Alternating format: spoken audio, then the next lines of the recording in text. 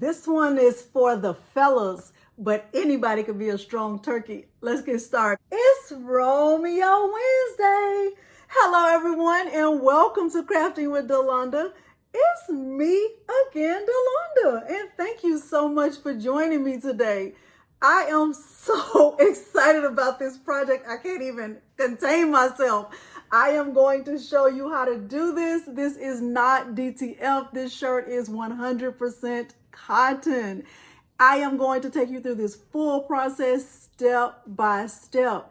At the end of this video, if you find it helpful, please consider liking the video, subscribing to my channel, and turning on the bell for notifications because I do upload new content every single week. Now, without further ado, let's get started.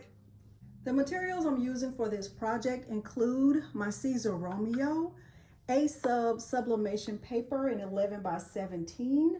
My ink is Hippo Sublimation ink. I'm using a Gildan 100% cotton black shirt. I'm also using Siser Easysubli in the 11 by 17 size. I'm using a Cricut 12 by 24 inch mat. I will be using that heat press that's back there is the 16 by 20 Walla press from Heat Transfer Warehouse. And my printer is an Epson EcoTank 15,000 and it has this Hippo Sublimation ink inside. Without further ado, let's head over to the computer so that I can show you the file and how I resized it and prepared it for this project. The first thing I did was go to the Creative Fabrica website and I did a search for Thanksgiving t-shirts and I found this one and I immediately fell in love with it and I downloaded it. Next, I went over to Leonardo Design Studio and I uploaded the file that I had just downloaded from the Creative Fabrica website. After I finished uploading the file, I selected print and cut, and I went through the series of steps here. I did not make any adjustments to the settings that were already built into the software. Because I knew I wanted to make this image big, I clicked on the printer icon under artboard and cutting mat, and I navigated to my printer settings. I clicked on properties and I scrolled down to my 11 by 17 mirrored settings. All of my settings are saved. I clicked OK. Using my printer settings actually changes the size of the paper. Now you can see I have 11 by 17 to work with. So I'm resizing the turkey and making sure that I do not go outside of what is allowed with the registration lines in the four corners of the image. Now that I have the image sized the way I want it to, I scroll down to the menu at the bottom left and I clicked on Build Contours. It's the star with an outline of a star.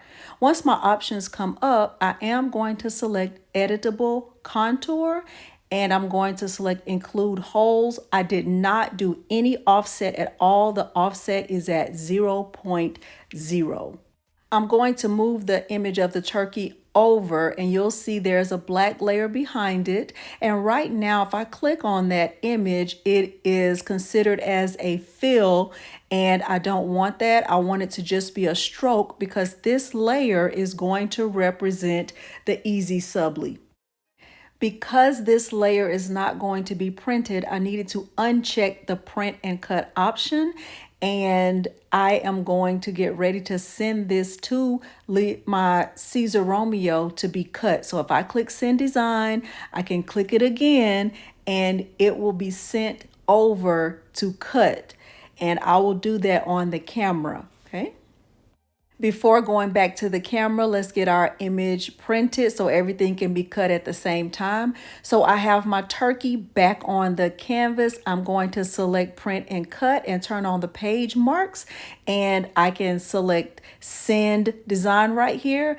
And this is where I would set up the printer options for my image. Now remember, this layer will go on top of the Easysubli. So this layer will be mirrored and the Easysubli will not.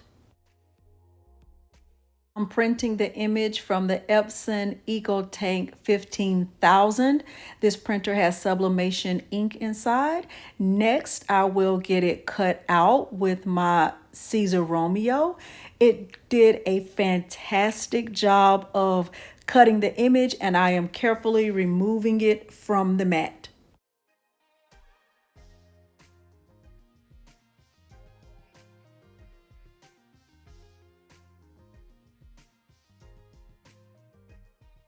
Now I'm inserting the Easysubli.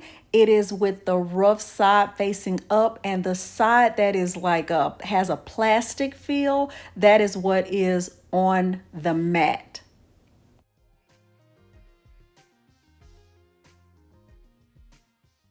We are at the heat press. I'm using a Gildan heavy cotton extra large shirt. I'm going to do a quick pre-press. The heat press is set for 311 degrees for 15 seconds.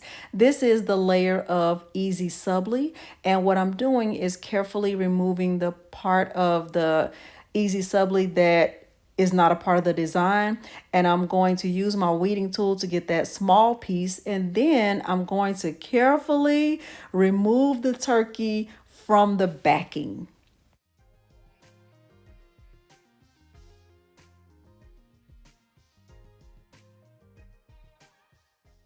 Now I'm going to carefully place the turkey, the layer of Easysubli, directly on the shirt, and I am going to press this on 311 degrees for 15 seconds.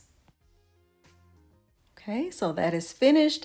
Now it's time to place the sublimated image on top of the Easysubli. So I'm going to place it face down, and I'm going to use some of my heat resistant tape to make sure it's taped in place.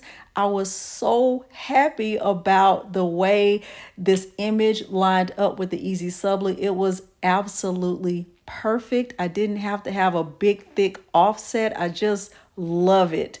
Once I had all of the tape in place, I increased the temperature of the heat press to 400 degrees.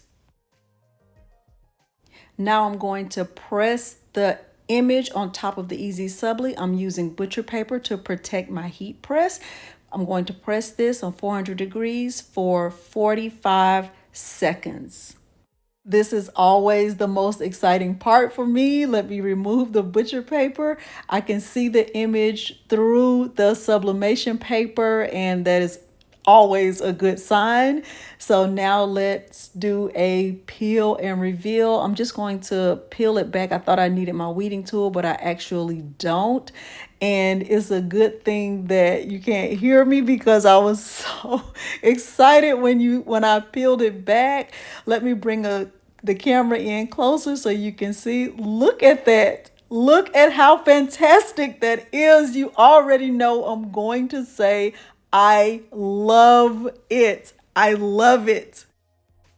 So this is the finished product, and I just love it. Hopefully you found this tutorial helpful. If you did, please consider liking the video, subscribing to my channel, and turning on the bell for notifications because I do upload new content every single week. Thank you so much for joining me today, and thanks for watching. Bye.